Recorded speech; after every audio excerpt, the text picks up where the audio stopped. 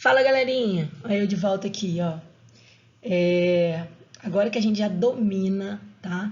Que tá tudo claro aí da neuronato, importante do hipotálamo, nós vamos falar bem brevemente, bem rapidamente, sobre esse eixo tão importante, tá?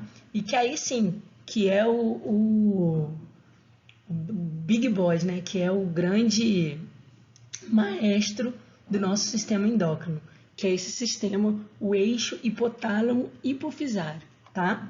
Então vamos lá. Aqui vai ser bem rapidamente. A gente já sabe, né? Acredito que você já sabe.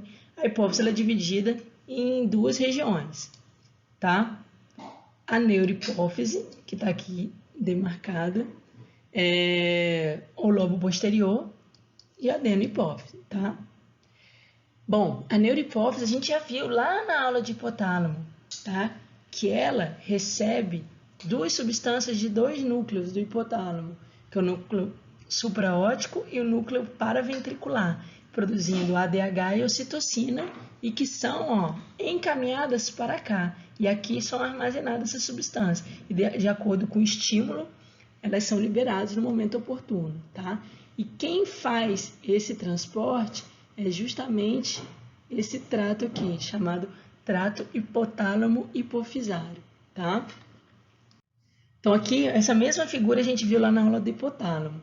Então nós temos aqui núcleo paraventricular, núcleo supraóptico e esse trato aqui, ó, encaminhando para neurohipófise. A gente chama ele de trato hipotálamo hipofisário ou trato supraóptico hipofisal também, tá? Então, é ele que vai levando por um transporte que a gente chama axoplasmático, essas substâncias que são produzidas no hipotálamo para a neurohipófise, ok? E a adenohipófise, a hipófise anterior, tá? Aqui são produzidos todos os fatores tróficos, tá? Quer dizer, aqui são armazenados os fatores tróficos produzidos no hipotálamo, tá? E eles agem na adenohipófise, determinando a produção de hormônios, tá? E aí, esses hormônios tróficos da hipófise vão atuar nas glândulas-alvo e aí, propriamente dita, exercendo as ações necessárias. Então, vou tentar clarear um pouquinho isso aí para vocês. Então, nós temos aqui o hipotálamo, né? Ele libera um fator trófico que age na adenohipófise, que também produz um fator trófico que cai na corrente sanguínea e aí chega naquela glândula-alvo e exerce a ação propriamente dita. Vamos dar exemplos práticos para a gente entender. Então, por exemplo, o hipotálamo libera o TRH, que é o fator liberador de tireotropina. Beleza, esse TRH chega lá na adenohipófise e estimula a produção de TSH. TSH é o hormônio estimulador da tireoide. O que acontece? Na hora que cai TSH na corrente sanguínea, chega lá para a tireoide e fala: tireoide, simbora, bora produzir. E aí a tireoide produz os hormônios T4 e T3, ok? Então é um eixo bem complexo. O que é mais interessante?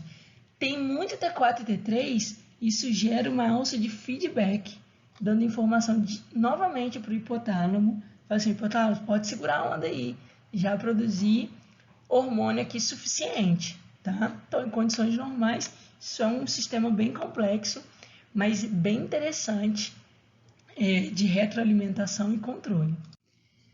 Outro exemplo. Então, vamos lá no hipotálamo, temos o CRH, hormônio liberador de corticotropina. Ele manda a hipófise fazer o quê? Produzir o ACTH. E o ACTH caiu na corrente sanguínea, chega lá na glândula adrenal e estimula a liberação de cortisol. E aí, tem cortisol demais? A adrenal avisa: ó, precisa mais não, hipotálamo, tem bastante hormônio aqui já, ok? E aqui, só para colocar uma correlação clínica para vocês, nos casos de uma doença bem prevalente, que são os adenomas hipofisários. Então, aqui a gente está vendo uma grande massa tumoral na região da hipófise, tá? o adenoma hipofisário, vocês acham que nasce da onde? Da adenohipófise ou da neurohipófise? É da adenohipófise, né, gente? Então, vamos lá. E o que acontece? Há, em algumas situações, uma perversão, um descontrole justamente da maestria desse sistema endócrino. Então, em algumas situações de adenomas hipofisários, que a gente diz funcionantes, há uma liberação exacerbada de hormônios.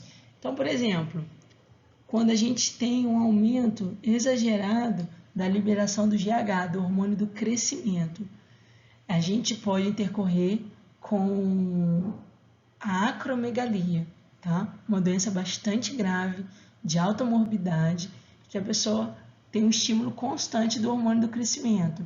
Então, a gente vê crescimento de extremidades, dedos, pés, nariz, orelha. E não é só isso. Aumenta o tamanho do coração, então esses pacientes sofrem geralmente de insuficiência cardíaca grave, hipertensão, enfim, uma série de problemas. Não é o objetivo aqui explicar a doença para vocês, mas é só para vocês fazerem essa correlação clínica da alteração da adenohipófise com distúrbios de hormônios. Bom, nós temos também a síndrome de Cushing, tá? Que é bem frequente, existem várias causas, mas uma das causas é de origem central, tá? E nós temos um aumento do cortisol. Classicamente dá essa face aqui. Esse bebê, coitadinho, não é fofucho. Ele tá doente. Então, tem um aumento do cortisol, dá essa faces de lua cheia, ganho de peso, estria, enfim, muita coisa, tá? É uma doença bem grave também, difícil de ser tratada. Doença de Graves é quando a gente tem um aumento, olha, dos hormônios tireoidianos, dá esse olhar meio esbugalhado. Além disso, a pessoa fica com pressão acelerada, aumenta a temperatura, perda de peso, tudo isso por conta do excesso dos hormônios tireoidianos. Então, aqui foram alguns exemplos para vocês fazerem esse link, essa associação, tá?